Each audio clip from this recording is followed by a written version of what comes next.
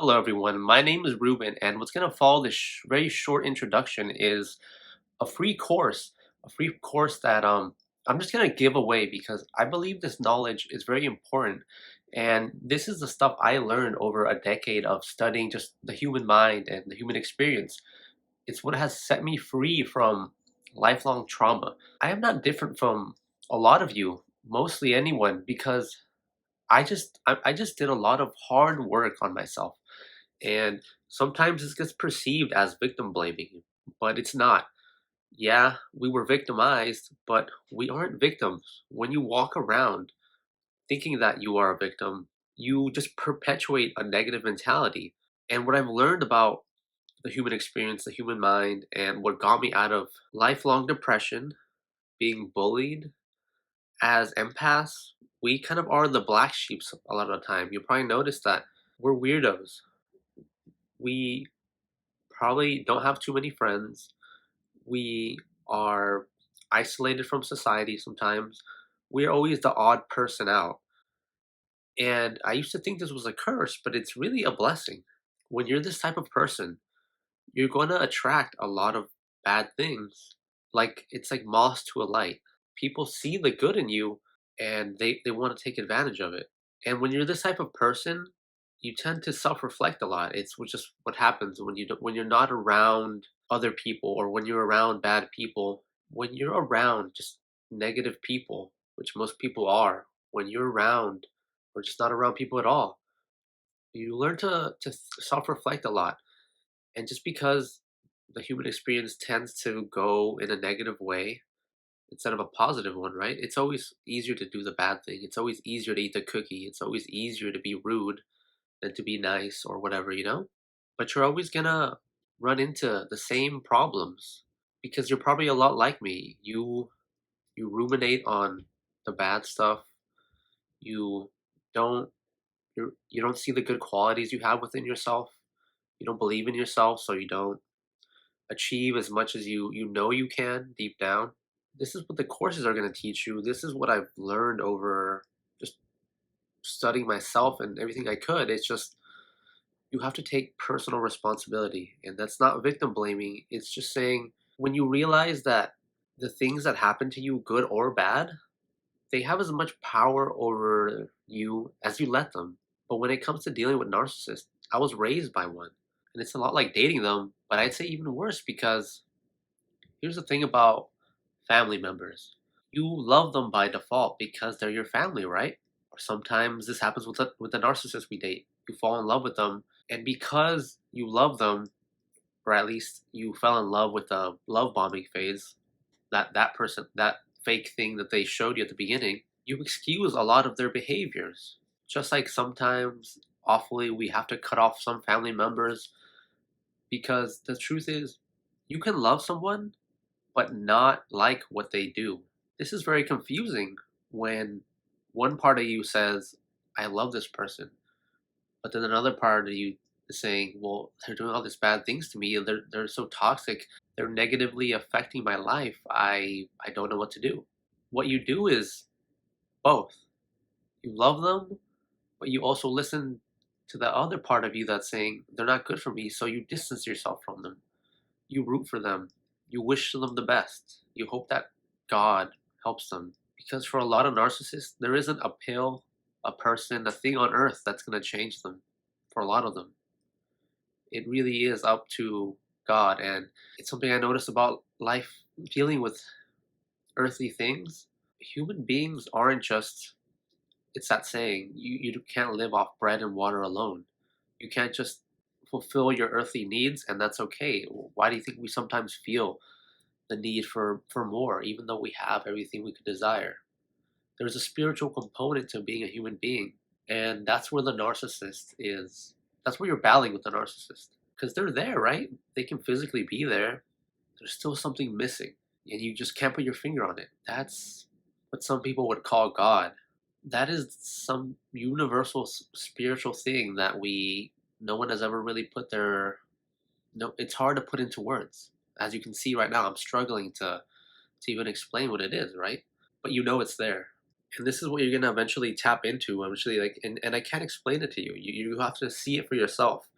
And that's one of the very few things that you gain from the narcissist is they help you grow up. They help you reach both real world and spiritual maturity. The narcissist is living on such a dark, low spiritual plane that the only way to beat them is to go even higher. And whether it's through God, whatever you choose as your spiritual path, that is where you'll find the answers. That's another big reason narcissists will never be fully fulfilled. And I see it a lot. And every narcissist I see, they're like, God isn't real. That's all spiritual mumbo jumbo. They typically aren't they can't tap into that part of themselves. That is a very high level of being, but it's not impossible to reach. It's not some mystical magical state that you can't reach. And the truth is you're never going to enter some like nirvana state where you completely forget about the narcissist and you'll like live in complete happiness. That's not real life. Real life and getting over life's traumas is not easy. Is that you'll be able to accept that these things happen to you, but they won't have such a strong negative impact on you. True power is becoming self reliant, but not in a narcissistic way. You have to realize that you're walking around, you were probably in a really bad place when you met the narcissist. Not that it's your fault. You were just maybe naive to the games of like evil people like this. You're probably spiritually poor. You were maybe in just an unfortunate place in your life where maybe in the physical real world sense you didn't have money, so you had to put up with someone's BS longer than you wanted to. Because a lot of times we know we're in a bad situation with this person, but can't leave them because we're stuck to them spiritually. We can't leave to them because we're stuck to them financially. We can't leave them because we haven't learned the lesson that they're there to teach you. I hope the courses really help everyone get through this tough time with the narcissist, and they're completely free. I don't if you just feel like giving back a little bit, just post this to one of your social medias. Post any of my videos to one of your social medias, and that's how you'll help me, right? It'll help me in like spreading the word. It'll help other people, and it also help me like just giving a bit back so I can just keep going. And that's only if you have the time or the want or need to do it. I'm not gonna sugarcoat it and tell you the process that's gonna follow is it's gonna be easy. It's gonna be complicated and there'll be times of frustration, but you'll see that at the end of the road, you'll not only be able to get over the narcissist, but it'll help you achieve and manifest all the things you want in life. What is meditation? It's known as a spiritual practice, but really, it's a set of provable, almost scientific methods that the Buddha used to awaken himself. What does awaken mean?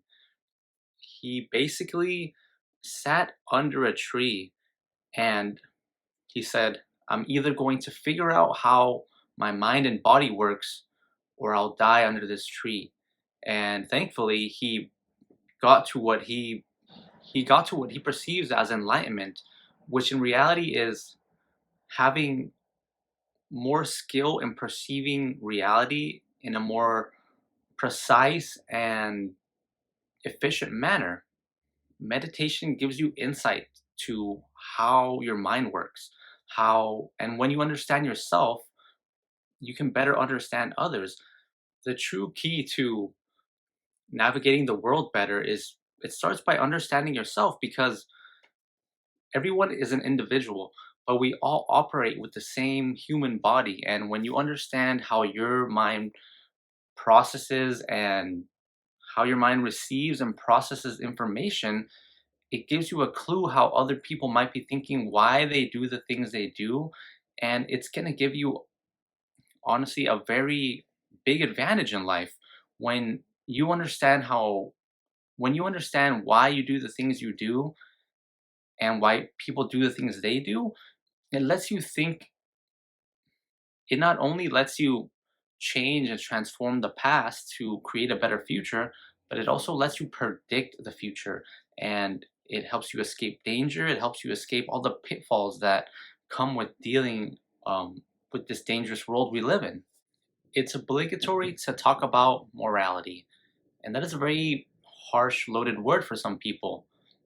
The truth about morality is We all have our own differing opinions on what's good and bad. What's important here is to figure out your own morality. What is right to you? It's not something you have to share with others. And other people might not agree with your opinions on morality, what you believe is good and right. But we're trying to save ourselves here first, because in order to save others and to make the world a better place, we have to first fix ourselves, and you have to do it by any means necessary, even if it goes even even if you have to go against what is culturally or socially normal wherever you may be. It's very common knowledge for some people that when we speak about morality in spiritual traditions, it's be a good person, help others, all that, nice, um, altruistic stuff. But if for whatever reason your life has brought you to a point where your morality tells you to do the opposite, to gather extreme amounts of wealth, to win at all costs, I am not here to judge anyone. I am not here to be anyone's mother, father, etc. If those are your goals in life and you believe that that is where you need to be in life for your specific needs, those are your decisions to make, and don't let anyone but your voice guide you to where you want to or need to be. And mystics, spiritual masters riff about this topic. They could go days and days back and forth. It's a never ending topic, right? You see it in politics, you see it everywhere. People fight about this all the time. This video would be 10 hours long just about morality if I wanted to, but my point is just do what works best for you, and we'll figure out how to save the world in another video. When we have decided our personal morality, we have to then concentrate. Whatever we do in life, we have to have the ability to hyper focus on it. Meditation is going to train us to focus our awareness on one point at a time. And while it's not an easy task, the mind is like a muscle in the sense that the more you meditate, the more you concentrate your mind, the stronger it'll get. And if you've ever been to the gym and try to lift heavy weights, you'll notice that over time, those weights that were incredibly heavy that you could only do like one rep on, you can now do many reps and it's effortless. That's the mind works that way too. The more you concentrate, the more you meditate, the easier it becomes, and you'll see that a lot of things in your life will become more effortless. Now, concentration is mostly mental. I will explain the process of how to meditate in a bit, but the other thing we must understand is that where do our thoughts come from? They are not this magical thing that's somewhere above us in like a cloud, right? They come from our body. The sensations of our body produce our thoughts in a sense. It's our central nervous system, everything from our toes up to this last bit of hair. It all has slightly varying degrees of effect on the thoughts we produce. We must also take time to observe our body. At times, just sit there and feel the sensations of your body. Where do you feel the most? Like as an example, right now, you can't see, but I'm sitting cross-legged. A lot of my body sensation is in my legs, but now it just moved up to my arms because I'm moving my arms. Becoming aware of how our body feels at times is very important, because as you'll see as you progress in your meditation, you'll see that a lot of things are stored within us in a physical sense, and you'll hopefully arrive to the same places that I arrived, that allowed me to release a lot of my trauma. And the moment I sat and meditated for, there was a time in my life where I would sit and meditate for hours and hours on end. I had these epiphany moments where I realized these very repressed memories, and once I resolved them in my head, it's like a weight. I literally felt less heavy.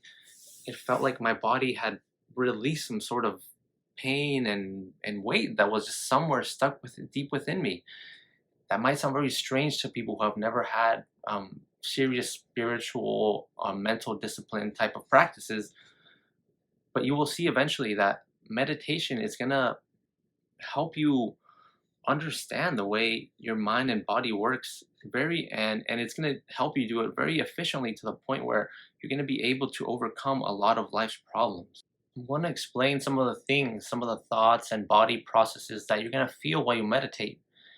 And if you're saying, get to the point, guy, I need to learn how to meditate so I can solve my life.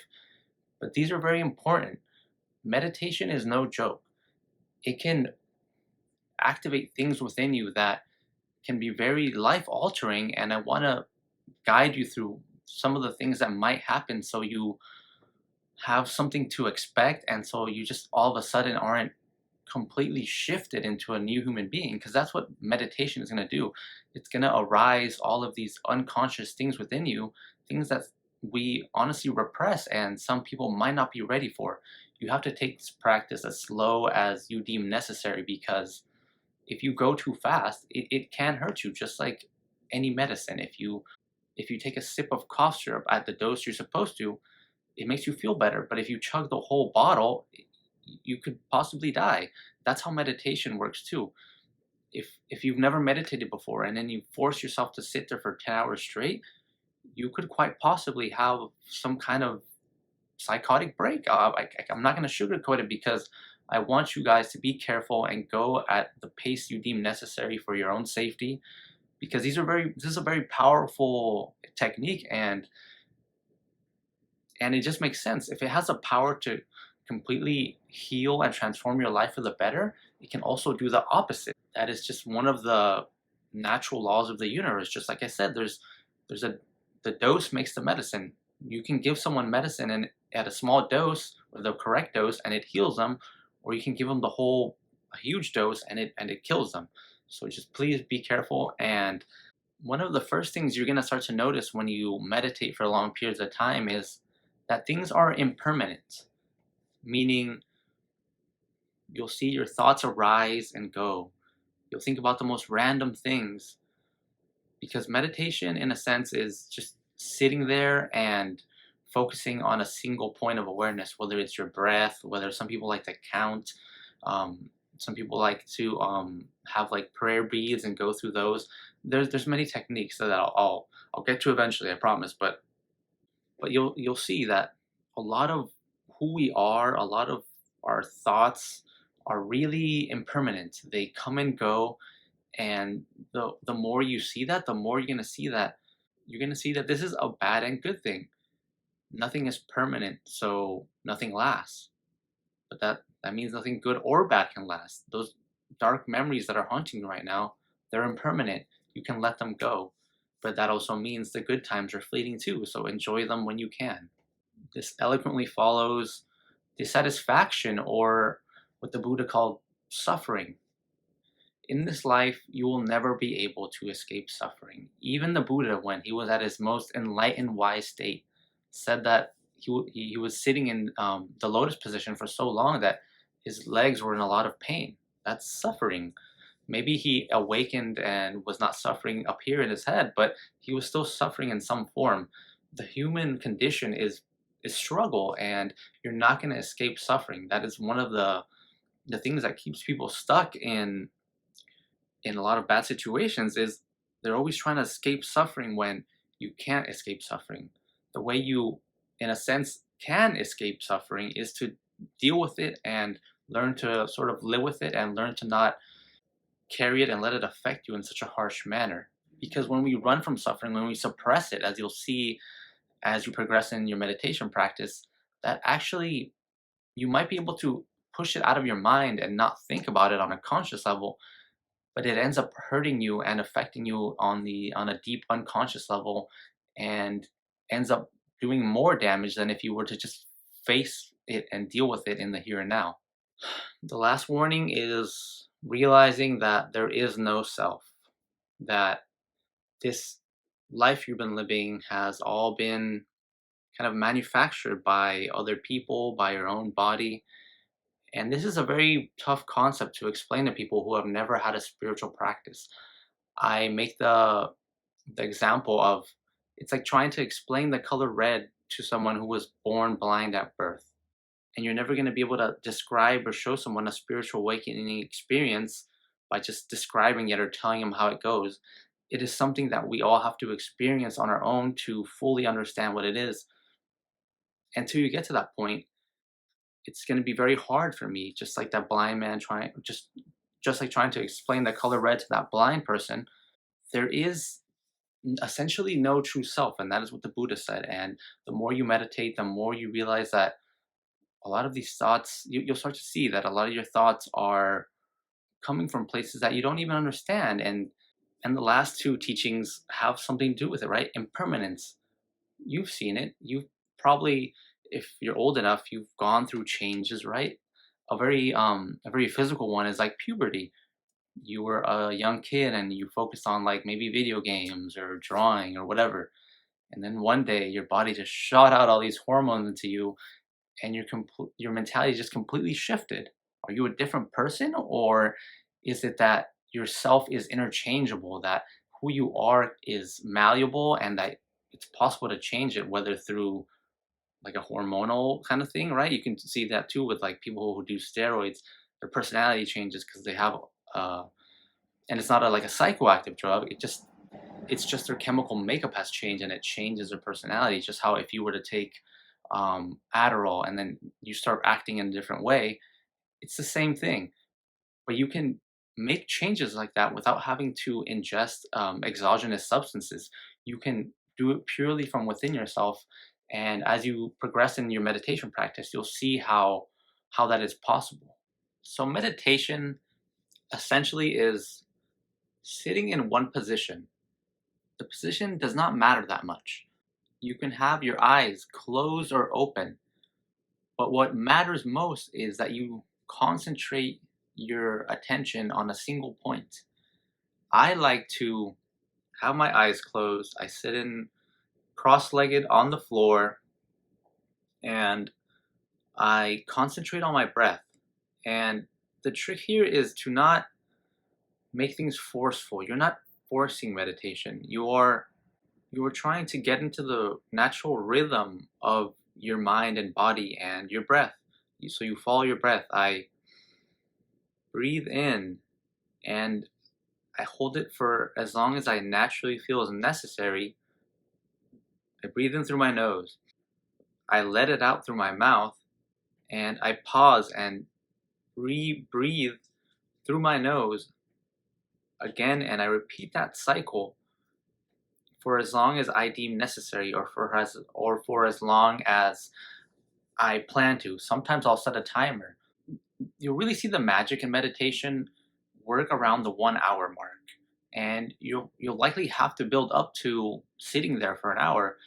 It's meditation is deceivingly simple when it's explained, but it's actually extremely hard to steady the mind, because what you're trying to do is have a cessation of thoughts, meaning your mind is empty. There's no ruminations, there's no intrusive thoughts. All you really are aware of is your the in and out of your breath. Again, deceivingly simple. Spiritual masters, Buddhist monks have to sit in that position for years on end to really quiet their mind, and it's a very hard task. I have seen little glimpses of it, but I've never gotten there myself. And there was a time in my life where I would meditate for hours every day. Sometimes for people, they might get enough benefit to fulfill their needs with just like 15 or 20 minutes of meditation. You have to start building up. So 5 minutes and 10, or you can jump straight right in. We all can gauge our level of tolerance for meditation. Those are the instructions on how to meditate. They're deceivingly simple, but now I want to keep telling you what you're going to likely experience while you're on this journey, so there won't be too many surprises that'll catch you off guard and make the journey go by slower. I'm going to try to speed up this process for you, because who really has time to sit there and meditate that long? It's a necessary thing at times, but we're really just trying to get past our negative thought patterns, our negative experiences, so we can move on with our lives and become and be the people we really want to be. You've likely heard the term mindfulness. Now, this is really just gaining mindfulness, awareness of what is the body. what sensations are the body, what sensations are or thoughts are just more of on the mental level, what's imagery, what are auditory things, what is imagery, is this a pleasant sensation, is it unpleasant? That's what mindfulness is really doing. It's teaching you to gain more insight and awareness into all the things that go on in your mind and body. And one of the most powerful things you could do while meditating is something called noting. And noting is simply having one word responses to what is going on. If, let's say, we're meditating, right? Our eyes are closed or whatever. Let's say we're meditating and we're focusing on the breath. And then suddenly you feel a wave of sadness. Note it. What is that? You would note it. Well, it depends. Sadness comes from different places. Sometimes there's just thought forms that are torturing us. Sometimes it's like a physical sensation, that something that's like stored in our body, right? Like so like a soldier in PTSD, they have a lot of central nervous system fight or flight response type of feelings. You have to know what you're feeling to try to categorize it, and it's not to be dogmatic. It's not to dismiss things. It's so that you have a better understanding of where these things are coming from. That way you can discern them and analyze them in a more scientific manner, instead of going about life like, I feel this way, or man, why am I thinking this thought, or something along those lines. When you note things and you're mindful of them, you can better discern where they're coming from, so you can resolve why you're feeling that way, what it truly means, and how to move forward. You're going to likely go through the same stages and phases that I went through. And let's take this from, we can sit in any position, but I like to sit on a pillow on the floor, cross legged. The very straightforward thing that I do is I sit down, I try not to move any part of me, whether it's my eyes, my tongue, sit completely still. I close my eyes, I focus on the breath in and out. And at first, it's going to be hard to not move. The body is, it's one of the first things you'll realize about how the human mind and body works. The body always wants to like move around and do stuff. It's just the inclination of the human experience. But you have to fight that urge. You have to fight the boredom. You have to fight. You're gonna start feeling things that, because when you're trying your hardest to not move up an inch, your body is gonna freak out, and you're gonna feel things that you never usually feel. Right? You're gonna get itchy in places you never get itchy. You're gonna Parts of you are gonna ache that normally never ache. It's just the body is trying to trick you into moving, and this is one of the first awakening points where you realize, man, I really have less control over my bodily functions than I thought I did. And when you get past this point, you'll kind of enter a very tranquil state. Like the mind and the body kind of accept what's going on. More so the body, because your mind now you'll start to, because this is the point of it. Because your body is completely still, you can't distract yourself from what's going on internally, your internal thought process. So you have to focus on your thoughts, and you'll see just how strange the mind is. You'll start having thoughts you never think of. You'll start thinking of the randomest things. And the longer you stay in that meditation posture without moving and those thoughts coming in, you'll start to see that the mind will start to shoot these very old memories and ideas at you. This is how we resolve a lot of our traumas. The mind will be forced to resolve them, because when you're not moving, when you're forcing yourself not to think about what's been going on recently, or what's in your conscious awareness, now all of the repressed, hidden stuff, because basically what meditation is doing is it's tapping into our unconscious, whether it's our mind or body. Our body does, we speak a lot about the unconscious mind, but the body has a lot of unconscious processes as well, right? Like you're not forcibly digesting your food right now, or you're processing things in your liver. It just happens. Once we've passed this initial first stage, you'll start to see that you'll kind of return to sensing your body's feelings, and some of those feelings might just be emotions, right? You might suddenly get these sudden waves of sadness. I know at times, sometimes, like, for no apparent reason, I would just start weeping or I'd smile. Like, the body, and again, that's showing you that your mood can kind of change on a dime, or maybe not so much on a dime, but we are constantly changing in and out of these states of happiness, sadness, tired, motivated, and we have less control over these things than we think we do. But what we end up having control of, especially after we have been meditating a long time, is we have control over how we perceive and understand these things. It becomes easier to use our mental process to overcome our body's ever-changing mannerisms and presets. So when we feel tired, it's and we've been meditating a lot, it's easier for us to say, yes, I feel tired, but I'm going to push through it and finish whatever I need to do, and then I'll relax. Essentially, meditation is giving you more freedom of choice. And you're going to experience all these things in likely this order, but they don't have to necessarily be in this order. Like the following, what follows the sitting and then the feeling the emotions, is you'll likely see that time is very hard to keep track of when you're meditating. This is the third process, which I call the time binding process. It's what sets human beings apart from other animals. Because of our powerful cognitive abilities, we have the ability to perceive risk and reward, future reward and past risk, past. We have the ability to judge if it's worth not eating that cookie right now because we want to be skinny in the future, or not eating that cookie right now because maybe it'll make us sick and diabetic in the future.